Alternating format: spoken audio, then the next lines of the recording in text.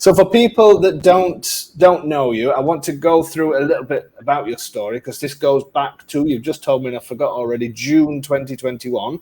But Lexy, before then, because you were the one keeping in touch most, why Abruzzo at that time? Why did you choose Italy, and why Abruzzo?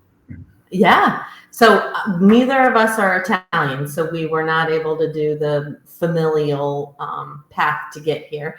But I grew up in Northeast Ohio, surrounded by Italians. And the more I researched it, I grew up eating Di Cecco pasta and having the pizza dolce cake and all of the pizzelles, all the Abruzzese cuisine and treats. But in my mind, it was just Italian. And then I looked it up and realized that it was Abruzzo. And then we watched some of your webinars during COVID, and then started around like, it can't be this pretty. It can't look like that. And surprise, it looks better than it does in pictures, which is mind-boggling. I always remember getting your emails, and they always seem to be sort of full of excitement. How can somebody write something and sort of it was like, sometimes it was like reading a child's Christmas list. Yeah, I feel like that. Strangely enough, you're a little bit like that as well in real life, aren't you? So you just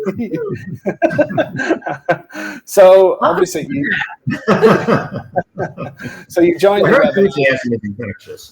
yes, and I must say, Craig, as well, you've after a year and a half, you've not saying that you were miserable before, and I'm not saying that at all. You've completely. I know we're going to talk about this anyway, but it's brilliant to see people's lives change, and I really do think that you guys are a big thing of this, both of you. Anyway, okay, so going back to, obviously you did the webinars, you watched all of that, you contacted me, you said you wanted to come out. And I always remember an email that you sent to me, Lex. I can't remember if it was an email or a text message where you said, when we get there to Italy, when we land in Rome, when we come out of Rome, what are the roads like? What are we expected to see? And I was wondering what you were thinking in your mind at that time. And then somehow, I can't remember how, that this photograph came up. And this is honestly what you expected, isn't it, of this place? Well, yeah, no, I think I must have Googled like Abruzzo roads, and the internet played a dirty trick on me, I guess. Because it was. The thing that you said, I know you're going to come out and to off the motorway, and are we going to be going over mountains? Are we going to do all this? So we had a bit of a laugh with the sheep thing, and then while you were here, I think you actually went out of your way to find a road and send me this photograph. Send me probably the only road in Abruzzo you managed to find with sheep running around on it. I think the sheep found us. Yeah. Oh, is that what it was? Yeah. Superb. So that was your thought of Abruzzo. I mean, Craig, what was your? I mean, obviously Lexy was sending quite a lot of emails, and we were talking. I mean, where were you at that stage? Were you ready to come out, or were things different for you? Now looking back, I can probably be a little more honest about it. I was somewhat apprehensive. I mean, it seemed exciting. It seemed like it was going to be amazing, just the pictures that we saw of the place, and starting to envision a new life going forward. But, in some token, that's a little bit scary doing that. And one of the things we wanted to do was simply get out here as soon as possible. We had to fly on a COVID-free flight. I think at that point you didn't have many Americans flying over during that time frame, so we were probably among the first as COVID started to subside. I really wanted to see the place, and to Lexy's point, pictures really don't do it justice. I mean, it's truly amazing, and that's when I really started to fall in love with just the landscape, the idea, the concept of moving here. And the funniest thing is when we occasionally travel, hit other destinations in Europe and whatnot, and even going back to the US, I always think, I'm ready to go home, and this is home. Yeah, no, that's great, because you lived in Oklahoma, didn't you, both of you, when you were in the US? That's correct. Yeah. So before you came out, then, Craig, obviously you went into retirement. Lexy was dying to get over here to Italy. and all the rest of it. So obviously there must have been some enthusiasm there. But when you actually arrived, I remember Lexy saying that you had a bit of a hard time, I think, on the tolls on the motorway. What happened? Well, it was kind of interesting. I mean, first of all, 20 hours of travel, I was a little bit exhausted, jet lag and whatnot. We transported 2 cats over here, and that's not a lot of fun on even a good day. And so I get on the toll, and I hadn't quite figured out the ticket process on, to be fair, I think the ticket kind of laminated itself at the toll booth. So I couldn't get the ticket out. I couldn't get the gate to rise up. And meanwhile, I had all sorts of drivers behind me stopping, and some of them rolling down the windows. One even got out of the car. And it would have been a great Italian lesson in all the expletives that I might be able to use from time to time.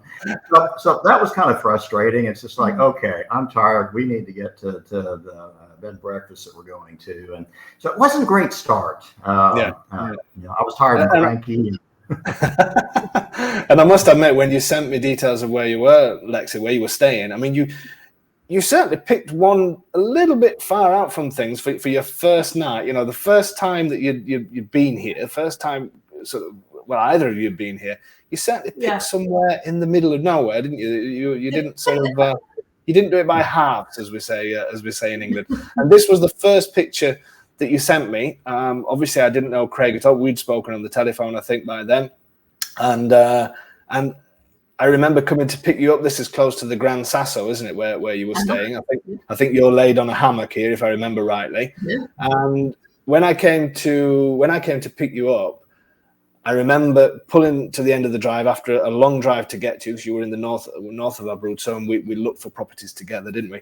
And I remember pulling up at the end of the drive to say, I'm here. And you sent me a text message saying, you're going to have to help you with Craig, because I'm there. I want to buy here. You'd been here like half a day. You may need to help. May need to help me a little bit.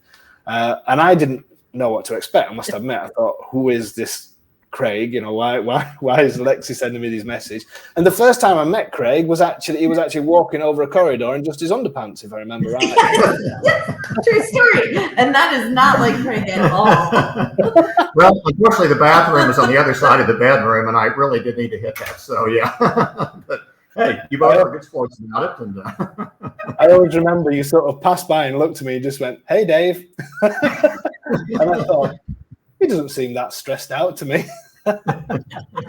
So obviously we're not going to go too much into the properties that we saw. Obviously I'm going to show them your property that you chose. But things did seem to change as soon as we started viewing properties. I mean, the first one, if you remember, was this property, just outside of Teramo. Craig, what was it? I know you both really like this property, but did you suddenly start thinking I could probably live here? Oh, absolutely. I needed to get out and look at properties, and this one, quite frankly, I thought was outstanding. Just the views, the proximity to Teramo, the granite floors completely caught me off guard. I mean, it was a beautiful place, and I could just envision hanging out on the balconies, and had balconies, I think, that maybe even went all the way around. So my attitude really started to change to that point, because I was able to then visualize what it would be like living here. Yeah, because it did change quite quickly, didn't it? I know we're painting you out to be, obviously it wasn't hard work. You were both fantastic, but I think sometimes the reality where people think we're actually doing this, and stress people out. And then, as you say, 20 hours trip, and you're bringing 2 cats and everything else. Suddenly something changed, and you became really enthusiastic then, didn't you, about getting a property here? So the original spec that I know we had a bit of fun on this, considering in the end I think me and Craig definitely won on the properties that we chose, the best properties.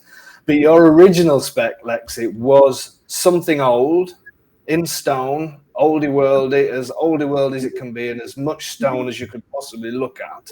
We will show people what you ended up with, which couldn't be any more opposite to that. But one of the properties that we saw during that day, which was this one, which did have that kind of style, didn't it? That you were looking for. Yeah. I don't know if you can remember the property, and obviously inside it had some of the beautiful vaulted ceilings. It had everything that well, people think, oh, that's it, that's the Italian dream and all the rest of it. The great thing with you guys is you were both, as I keep asking people to be, you were both really open-minded. Would you say that helped, or were you not really keen on looking at anything else, or as in, did you really want to stick to that, or? Yeah, no, absolutely. I mean, there were ones that I found online that you thought, I don't know that that's really going to work, but we'll throw that in. And then that reaffirmed, that's not a good fit for us, but thank you for showing it to us. But I mean, we stayed kind of in the same price range, but some were, some had pools, some had land to build pools. We didn't want to do a ton of renovations, but you showed us quite a large array, which then helped us. And you can only tell so much on pictures, and really comparing the types of pictures that Italians put online typically compared to what you're used to in the US real estate experience is vastly different. So there's not a whole lot of staging and all of the things that we were used to. So you just kind of have to throw all that out the window and trust the process and see it all, and then something's going to percolate up and speak to you. And that was great that you did, because I mean, I was getting worried that we were running out of stone properties and everything else. And then obviously the one that you did choose was thrown. Was it the last day? It was after, or the second day? I can't really remember when. Yeah, second to last day, I think. Yeah. The third day, and then we came out and looked at it again. Yeah. So the one that you actually went for is, I mean, obviously this is just from one angle. So the stone sort of stone villa and stone rustic thing. So what was it when you went in this place that you just thought, this is it? Well, I think first of all, and looking at the older properties and everything, I was primed and ready to jump on one of the older properties, but I saw this one. I thought, this is just, this is modern Italian architecture, and it kind of, made me rethink, what kind of a property we were looking at. And so it had the modern amenities. Honestly, the view is just absolutely spectacular. Now, having said that, I don't know that I've been to a place in Abruzzo that had a bad view. I think most of these places have pretty outstanding views, but this one I thought was just kind of a cut above, as far as the Yellow Mountains behind us, and the Adriatic Sea kind of off in the distance, and the vineyards and whatnot. So it was kind of just a little bit of everything too. And it's kind of the point of going out, looking at a property and looking at it in the context of the community you're in, or if you're out in the country, what does it look like? And I really, when I saw this place, I thought, yeah, this is it. I can envision myself doing this completely. So I was certainly willing to go look at more properties, but at that point I was working very hard on lobbying Lexy to I remember, I think the last day we said, and it was right to do, you'd come all that way, let's go and see the other stuff, Sure. There was one of Lex's, if I remember right, that took us about 8 hours to get to, and was probably one of the worst properties in. Sorry, did you want to say something? It did not take 8 hours, but probably 2. 7.5. So I mean, this property, the property that you went for, obviously these pictures now, these are older properties. This is when it was when it was first built, but it looks like sort of a set of pods almost from the back. Things are a little bit different now. It's much more established, isn't it? That kind of thing. And some of the work you guys have done inside, it's like you're sort of living. You're living outside almost, aren't you? Yeah. Especially from this room. Yeah, that's the room that we're in right now. Obviously, it's 7:30 at night here, so it's not as bright. But this room gets great sun, and even in the winter when it's cold, the sun comes in and heats you up, and fabulous in the summer as well. So the kitchen. Yeah, thing really is modern kitchen.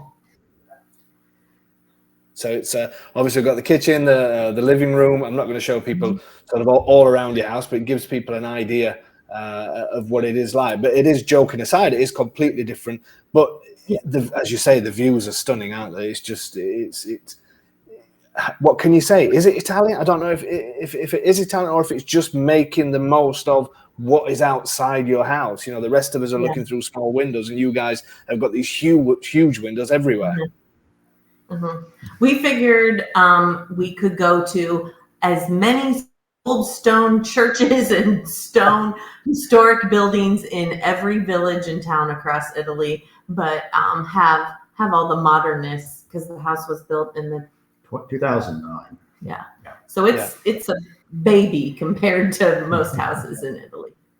And the view, obviously, from the front we saw a little bit earlier, and then this is from the back, the mountain. I mean, here again, to explain to people, because sometimes people will contact me and say, I don't want to be right up in the mountains. That scares me. I mean, if you can explain, because I try every day to say to people, look at these places, because yes, they're in the mountain, but it's more like a backdrop, isn't it? It's not that you're thousands and thousands and thousands of meters up. Can you sort of explain the type of landscape? You know, when people look at that, they may think, oh no, it's too far in the mountains for me. Can you explain the kind of landscape around you? Yeah. It's kind of interesting too, because with these mountains, looking at them, I feel like I'm almost back in Colorado with mountainous terrain and stuff. But we're not really in the mountains per se, because we're also pretty close to the sea. So sea levels, maybe 10, 15 miles away. So what we have here, as we kind of get away from the mountains just a little bit, it's primarily agricultural. A lot of olive groves, vineyards. You really start picking those up as you head towards the Adriatic. A few other crops growing here and there. And of course, we've got just really the stunning valley just off to the east of us. You're kind of looking at the other side of the valley up towards Jesopolania. And it's just, it's so varied, just kind of depending on which direction you're looking. And it's just a completely different experience as you kind of do the full 360 on the compass. But I mean, literally, we can walk to the bar. I suppose you could walk to the grocery store, but then you'd have to carry all your groceries back. And Italians are able to do that, but I would prefer just to drive the half a mile to the grocery store. And then there's restaurants just beyond that. But I mean, even when we're looking at Italian bureaucracy and going through paperwork and documentation and kind of just bogged down and bothered with things, then I'll say to Craig, like, oh, can you go take this outside? Because I know once he goes outside and just sees those mountains coming down the hill, it cures his personality crankiness instantly. I mean, I think the thing with bureaucracy, I mean, you guys have done a lot. We're going to talk about that. You've done a hell of a lot, going through all the visa process, everything. You've seen every bit of Italian bureaucracy as far as I'm or not every part, but a huge part of it. But it is, again, is that just not knowing the system. Because I mean, at the end of the day, when you bought your property, I don't think, hopefully it wasn't, otherwise it reflects bad on us, but I don't think it was a huge sort of stress. And, how did you feel when, especially you, Craig, being an ex-attorney, obviously looking at things in certain ways, how did you feel the process? What was it like for you? Actually, for me, it was fascinating just to watch the real estate process in another country. And really, there were so many similarities between the process in the U.S. and the process here. You just have different players, different roles. The notary, is part closing agent, is part abstract attorney, that kind of thing. So these different systems kind of evolved, I think, throughout the ages. But at the end of the day, a lot of it is the same in terms of buying and selling properties, at least compared to the U.S. So I was, I really enjoyed that process, and at the end of the day, it went smoothly. I spent years as a government lawyer. I dealt with bureaucracy. I think the Italians do have a little bit of a lead on us when it comes to it. But by the same token, some of it is just the language barrier, and that's where you reach out, you get help from those that can help you, and we found it's all manageable. No, it is a huge thing. At the end of the day, if anybody moving to any country and a language you could just look at a simple a letter that comes from the bank and think, oh my God, what is all this all about? And suddenly your head can go crazy, can't it? You know, so I can understand that. Yeah. So obviously, once you found the house, you put an offer on the house, you wanted to buy that house. Then the big thing came because you did a deposit because you wanted to go for your visa, go for your elective residency visa. You were coming out here in pension. So, and that's when nerve-wracking things possibly, well, for me it did, because you paid a deposit. Luckily, the owner was I would say, kind enough to say, you don't have to give me a huge deposit, but it was still a deposit at the end of the day, and you need to do that before you can get your visa, as you guys know. How were you feeling then, and what did you do to get your visa? What kind of information did you give them?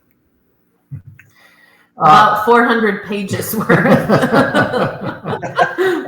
well, but we went a little overboard. We wanted to make sure that they would have everything, and there wasn't a chance of us waiting, because it was during COVID. You couldn't go into the office.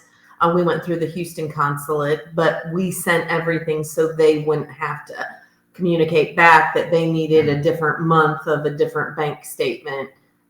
We went through the process, and I tried to make it as easy as possible for whoever's reviewing it at the Houston embassy, which is the one we operated out of.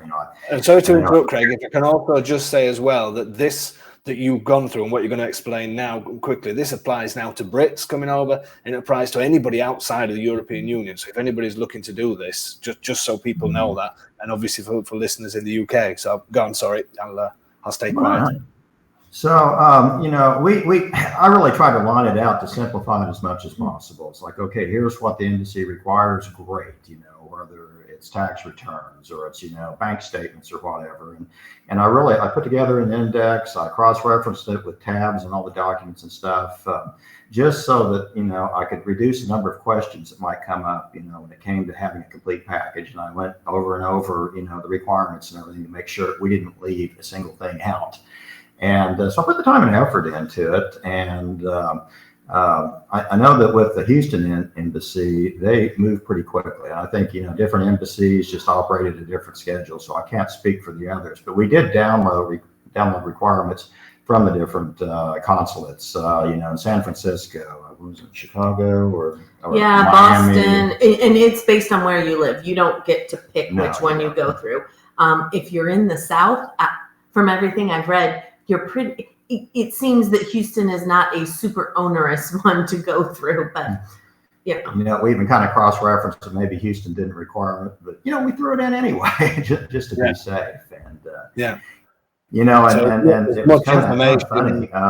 We had really planned on it. Oh, well, just the basics: passports, marriage licenses, recent bank statements. A proof of financial means is a real big one. I mean, different countries have their requirements. Some countries, it's all about what you have in your bank account. Italy, focuses more on what's your income stream. And for us, being elective residents, passive income stream. You can't work. You can't work remotely. You can't be earning any. You can have a rental property, but you can't be collecting a paycheck. So they're looking for that. I mean, basically, under this scheme, and this falls under the 7% scheme that you referenced. The country, is like Portugal. I think they had kind of a similar deal, and Greece may be trying to get on board. I don't know. The idea is being, bring in investments, bring in enthusiastic foreigners. Don't take bring in shoppers and money. Don't take our jobs, and that's fine. And so that's kind of our deal. So we, we're not going to work here. I have no intention of working here. I'm retired. So perfect. So just to sorry, just to interrupt, because Annette is saying, beautiful house you found, good information from you too. Nice of you to share so openly. That's that's you guys, isn't it? You love to do these things anyway. So Jeanette mentioned a driving license. We are going to come onto that a little bit later. So talking about, obviously we were then you paid your deposit. You were hoping that was in the June you came out. I think we did the deposit maybe a month later, whatever it was, and you wanted to be out for Christmas basically. And that's when we were then thinking, because usually it took a few months, didn't it, for the residency visas? What happened everything we read, we thought we hoped it would only take 2 months since we sent everything.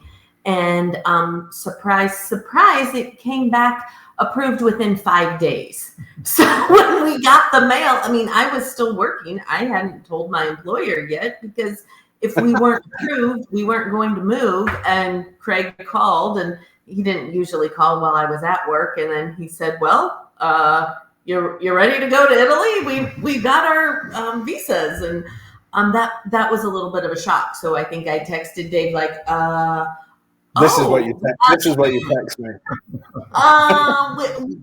Excitement, but it was so long putting everything together. Wait, and then quick. And it was super quick. And I must say that since then, a number of people have done their residency visas, and everybody's been the same. It seems to be. I don't know if it's true or not, but after I'm going to say the mess of Brexit, that's just my opinion, in the UK, and obviously no Brits could come out. There was a huge amount of Brits coming out to stay.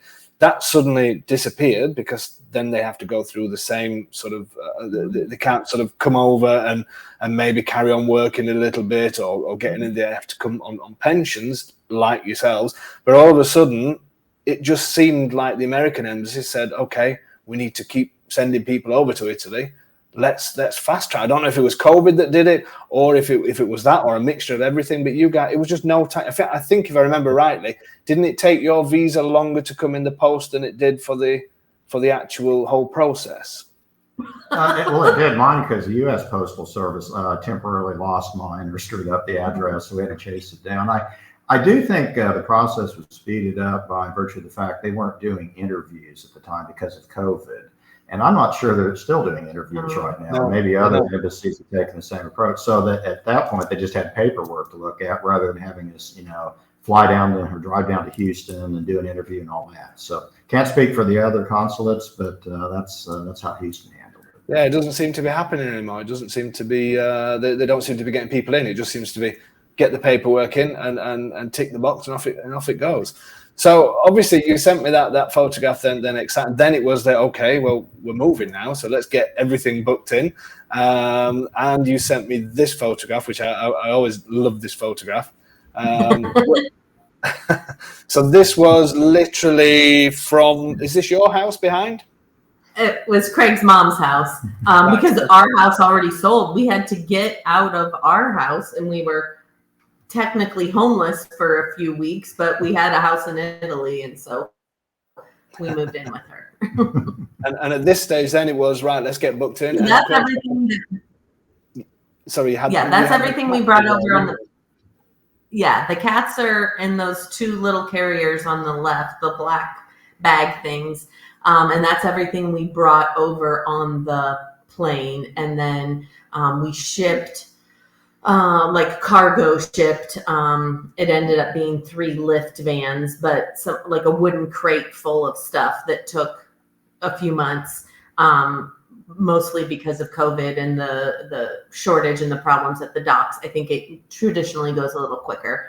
And then we also use just like a local or send my bags, where you just send boxes, DHL or FedEx, and those arrived within like 5 days. So that was helpful to have a little bit of stuff.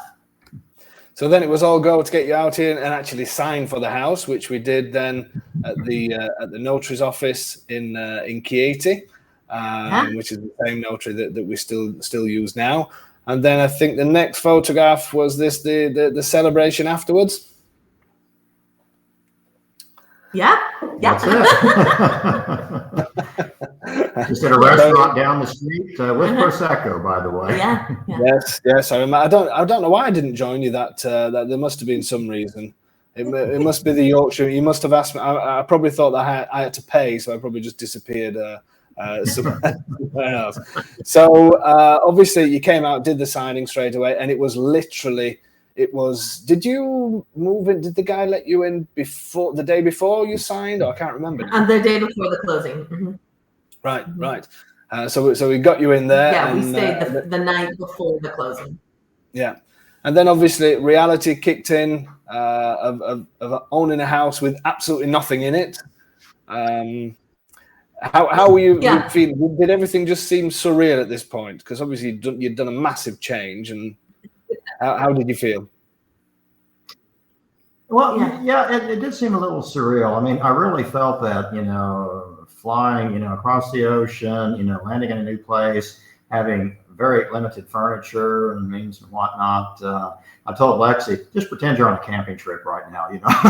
We'll start going to IKEA and we'll start ordering things. And in fact, before we came over, we'd looked at, what it would take to populate a shipping container with furniture and everything. And we just moved here at the wrong time when shipping containers were just, prohibitively expensive. So we thought, you know what, Italian design, Italian furnishings and everything really appealed to me. So let's not spend all that money on a shipping container and haul this stuff over and simply buy new things. So, but, we sort of took our time on things. We did have a sleeper sofa that was used, so we were able to sleep the first week here. And then we went to IKEA, bought the bed. And so we slowly started adding things, over the next few months. And it worked out well. Yeah. Yeah, and Kristin's just out. I don't know if you can remember how expensive it was to ship the larger items. Can you remember roughly? Yes, just to give a rough idea? I know it was at least double, if not triple, of what it typically is. So I have not looked at it since then. But to get a 40-foot container, which is huge, was going to be around $30,000. That was absurd to us. And then you could get a 20-foot container. But that was around $18,000 to $20,000, and that also, we're moving to the land of leather and design, and our furniture in Oklahoma wasn't going to fit in this house anyways. So we ended up doing. They called them a lift van, but it was like a 7 by 7 by 4 foot crate. We just did 3 of those. But to put it all in context, when we first started this adventure, we were probably looking anywhere from $4,000 to $6,000 to do a 20-foot shipping container. But we literally moved at the wrong time. If you recall the news reports, there were no shipping containers. The prices went through the roof, and it was like that for 3 or 4 months. So hopefully they have gone back down. Check around. And it took. We shipped all of that in October or November. And I think we got it in May, and I don't think typically it takes that long. I think it's usually 2 to 3 months. By then, I kind of took the approach that, well, first of all, what did we ship? And then as I opened the crates up, then I looked at it and thought, why did we ship this? the two emotions of shipping goods from one place to another. Where are we going to put all this stuff? And we did exactly the same. So that I remember putting so much stuff in the back of the van in the UK and thinking, obviously it's much easier from the UK, but then when you bring it all here and you just think, this is stuff that I could have really done with getting rid of in the UK rather than driving 1,200 miles with it and then putting it in the bin at this side. But that's usually how it goes. So Ali asked, have the cats settled in? Yes, they love it, especially that glass room that has floor to ceiling 3 walls. They just sit here, and they're indoor cats. They have never wanted to go outside. We do have some outdoor neighbor cats that they kind of look at each other through the glass. But after they got over the trauma of being on the plane, by the next day they were fine, and they couldn't be happier. And was it a trauma? Was it hard bringing them over? It was, and as I mentioned earlier, it wasn't the June trip; it was the December trip. It was so traumatizing for me. Forget the cats that they all kind of blurred together. Part of the problem was, at least coming from the U.S. Into Italy, you had to get a health certificate signed by an authorized vet who would run it upstream to a certain person within the USDA. And then they'd send it back, and it would only be good for 10 days, I think, from your initial visit. So it was very much a timing issue between the time you went to the vet, hopefully the bureaucrat upstream would get it sent back, and then you have to hop on a plane or it's expired. So we had that. And the second problem is one of the cats was great. When he's scared, he just freezes. He was the perfect travel companion. The other just kind of turned mean. I had to medicate her every 6 hours, and I got old quickly. But we made it, and they forgot the trauma. I really haven't, but I remember the but if the you don't story. you can find. Yeah, I remember the funny story that you told me, Craig. If you want to say it, when you were coming out of the airport with the cats. Oh, yeah, when we came in June and it was COVID time and everything, we had so many checks and tests we had to go through, and it was a real bear just getting through the airport in Rome. So anyway, so we fly out, it's December, of course, still exhausted. My cat was being a complete pain, but they were pretty quiet. We walked through the airport, nobody's checking, a quick stamp on the passports, the carries, you really couldn't even tell there were animals in it, which kind of worked out well. So anyway, it's like, wow, free and clear, this is weird. And I started celebrating a little too soon. Lexy was in front of me with suitcases and everything. As it turns out, the documents relating to the cats, she goes through the sliding glass doors out into the parking lot. The door is closed. She can't get back in. My cat then arises from her stupor and lets out the loudest meow I can imagine. It was ridiculous. So somebody comes running towards me. Apparently he was animal control for immigration. He kind of does the big like this. We go back, and then I'm trying to explain I don't have the documents because my wife is trying to get back in. And but at the end of the day, he spoke a little English, and we chatted. And his first question was, "Well, why are you bringing cats to this country? We're overloaded with wild cats." Second one was, what kind of cat is this? This is interesting. So it worked out okay, but it was just one cat's final swipe at me, I think. Yeah. You're not getting away with the trip I've just had. I think the cat was thinking. So moving on. Obviously, when you came out, then we'd done the signing, we'd done everything else, and then as Lexy likes to remind me, as you did today as well, to say that I'm the one that's the how did you describe me? And then you said Silvana, my wife, is the one that does all the work. I can't remember. But anyway, so you moved on to the part where that my wife then looks after, and that's actually getting your documents in it, because you got your visa, but it's not that you can just come over with your visa and say that's it, I can live here. What was this part like? What did you have to do to get residency?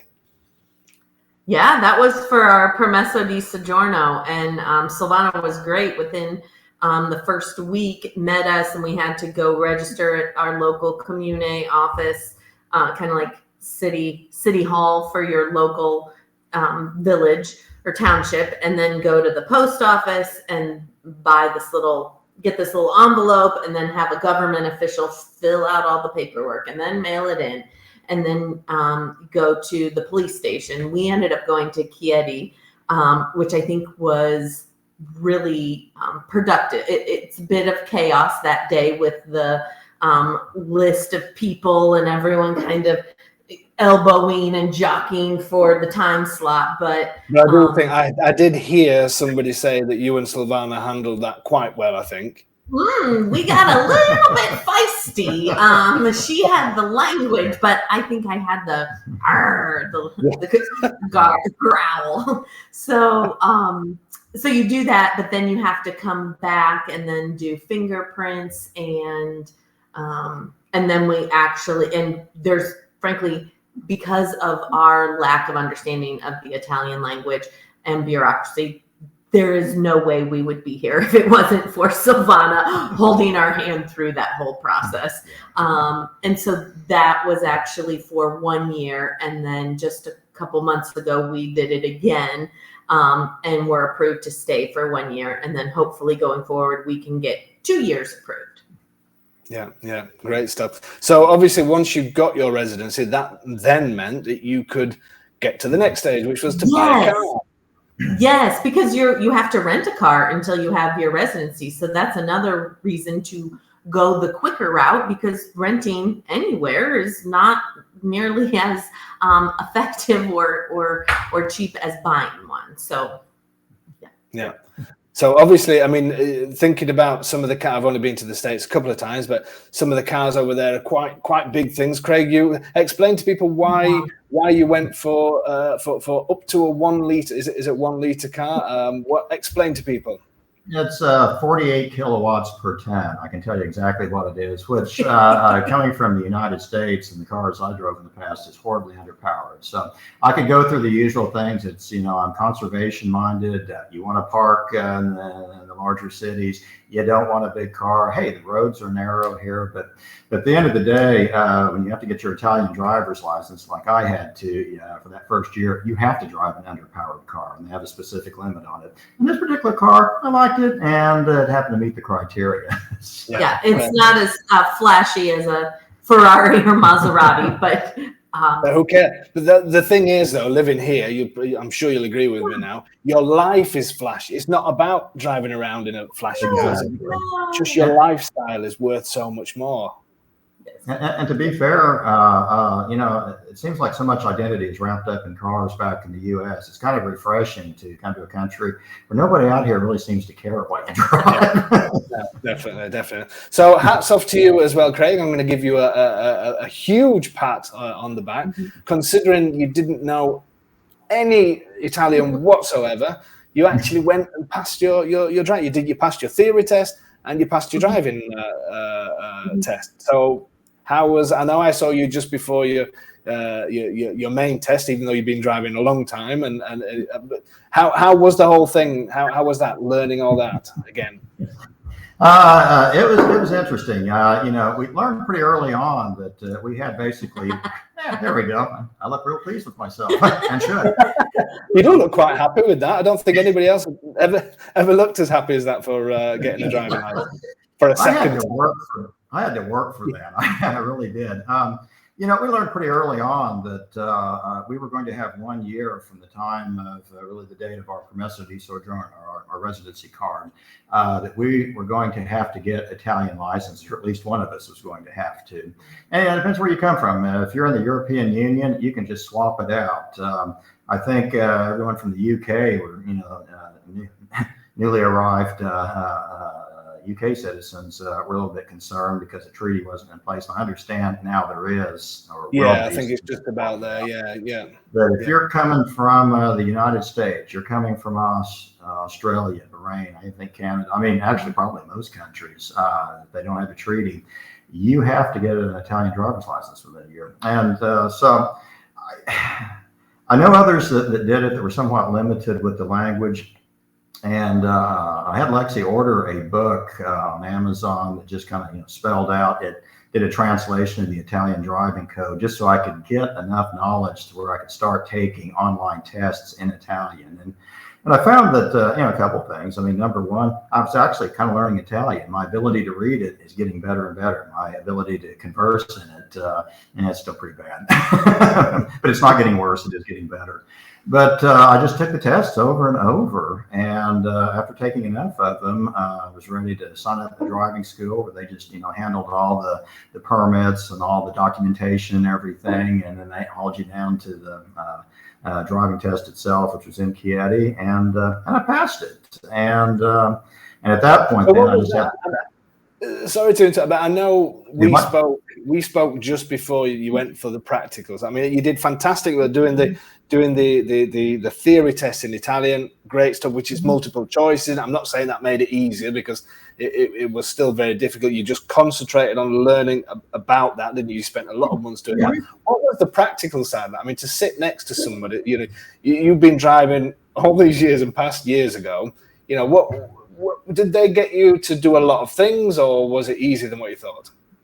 Well, first of all, they tell you to back up by holding both hands on the wheel and turning around. It's just like, I'm 60. I have to throw my hand over the seat and wrench around. There's little things like that. It's like, don't steer with your knees while you're, it's while you're on the phone. Yeah. Yeah, exactly. What was funny about it, and everybody I'd talked to said, oh, the practical part, you're going to pass it. Not a problem. And The gentleman, they called him the professor at the driving school that was working with me, he spoke no English whatsoever. And of course, my ability to converse in Italian was almost non-existent. Fortunately, there was one individual at the driving school that could speak a little English, so I was able to get secondhand, okay, what are y'all saying about me here? But I didn't realize until, about 3/4 of the way through, what he did is he just literally took me through the parts of the road we were going to be on, because the exam takes place with the driving school vehicle at the driving school. So he was walking me through, or driving me through, literally every maneuver I was going to have to execute. Not that I can't do it, because I've been driving for over 40 years, but simply that I might not understand what they're asking me to do. Yes. As it turns out, it was great. The examiner was just fine. I finally kind of got the point, and say, Giro destra, and it was C, and so I'd turn and everything. So it really wasn't a big deal, but it kind of seemed like it, because I thought, oh my God, I went through all this, and I passed the written test, and then I'm going to face plant at the end. I think it's superb. I think it's absolutely superb. So Lexy next.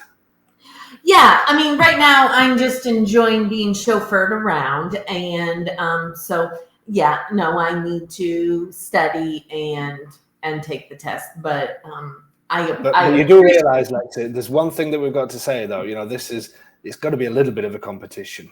You've got to try and do it quicker than Craig, surely.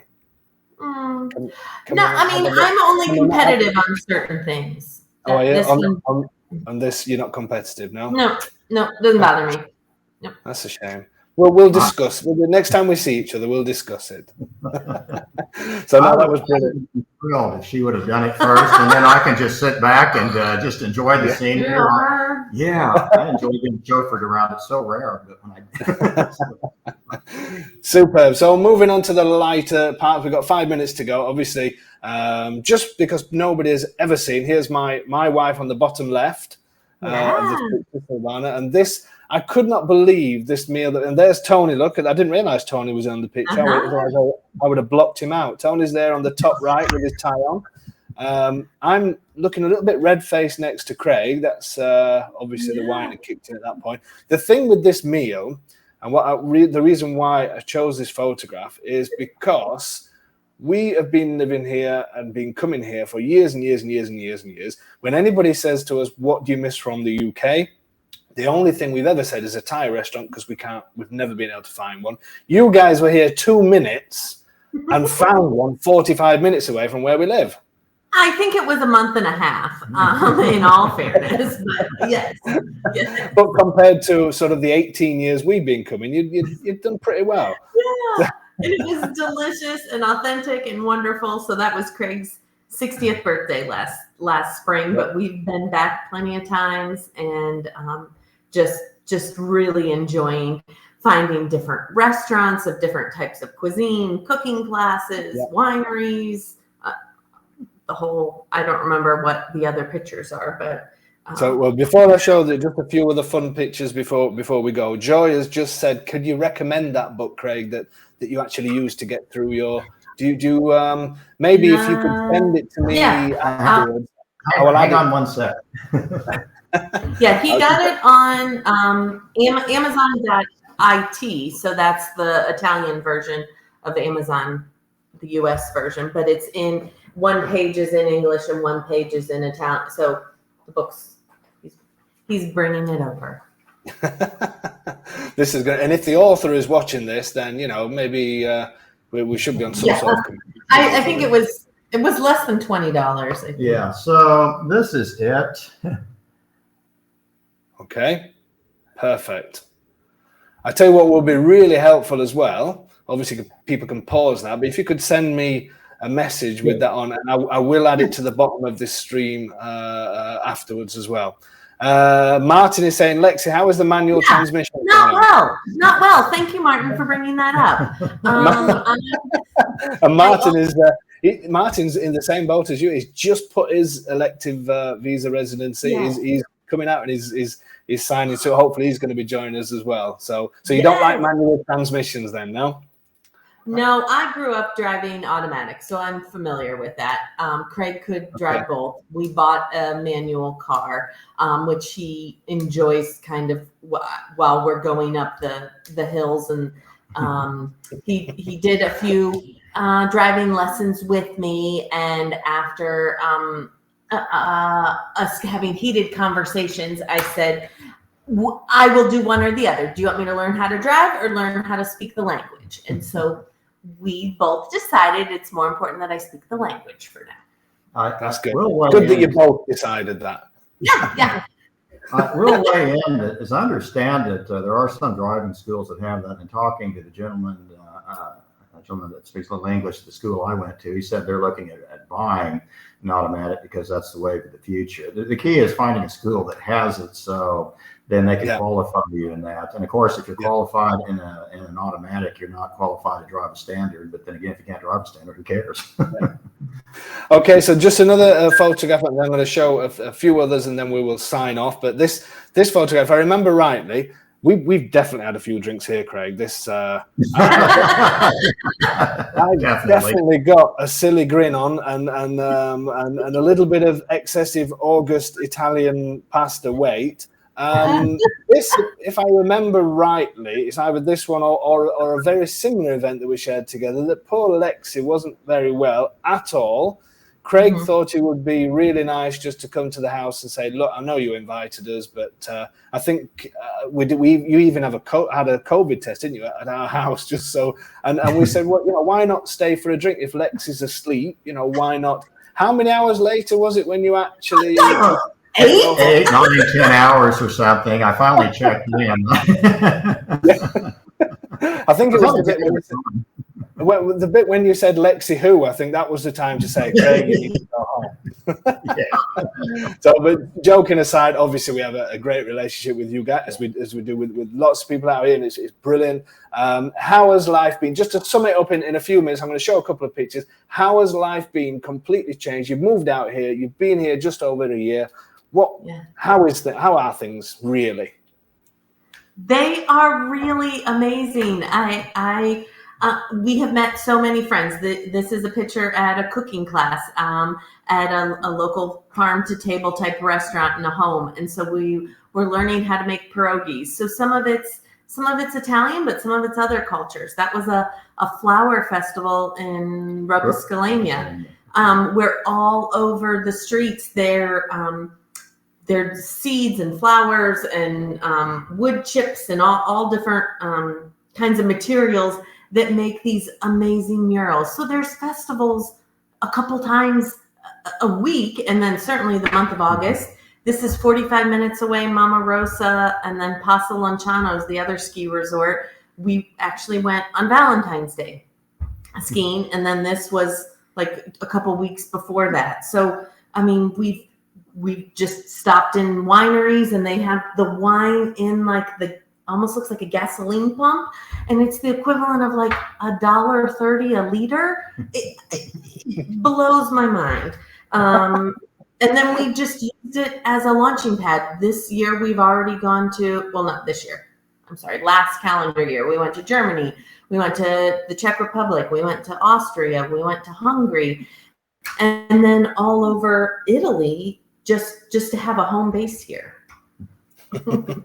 Peter saying Craig didn't pour that glass, it's way too small. Okay, so the last picture I want to finish off on is this one, because Craig, if there's somebody's ideal, it has to be this picture. Let's just have a quick look at this. What is going off here? Yeah. Okay, so we have a friend who is a masseuse, and she actually travels out to your house to do massages. And it's really funny. The first time she came out, Lexy did 2 hours, and I thought, well, I've been beaten to a pulp by masseuses in New York City, so maybe I can only handle 1 hour. And at the end of the hour, I thought, why didn't I do 2? So we try to do this at least once a month. Do we have her come out? She comes out once a month, and we each get a 2-hour massage. The prices are really reasonable compared to what we pay in the US. And then she comes to our house, and that's the view. That's why the cats love living here, because they feel like they're outside. And that's the thing as well. I mean, just looking at that view is just incredible. Obviously, to think that is your home. This is the whole thing of moving. Some of the stress you've had doing your driving license and everything else, and in the end, that's what you're doing. You know, it's totally worth it. Your beautiful home. Okay, guys. Well, thank you so much again for coming on. I really, really appreciate it. I think we've covered just about everything in an hour and 5 minutes. Absolute pleasure to see you on here again, and I'm sure everybody else has really appreciated it. Thank you so much, and no doubt we will see you very soon. I hope anyway. Okay, guys. Ciao. Thank you so much. We'll see you soon. Okay, everybody. Hope you enjoyed that one. Fantastic couple, Lexy and Craig. They're absolutely certainly living the life here, and that's what it's all about. They've gone through the whole thing, and it's wonderful to be with people like them, because that's part of our job. Is that between myself and my wife, I hate calling people clients and things like that, because people are not clients. You know, we have a job to do, and we do it. We believe we do it well, but it's all about seeing the change in people and seeing people enjoy a new life, and that gives us so much pleasure, as it did when we changed our life as well. So thank you guys so much for all your support as well. Hopefully I'm going to see a number of you out here soon looking at properties. Soon I'm going to be off down into Puglia as well. I'm meeting a couple of agents down there who are looking to work with us, so look out for details on that really soon. As everybody knows, we are based in Abruzzo. I do have a huge passion for that, but we can help anybody anywhere in Italy if you decide to buy a property out here. Okay, guys, thank you so much for your support. Thank you for joining us, and we'll see you next Thursday, where we're talking about the region of Abruzzo. Have a great weekend, and we'll see you next week.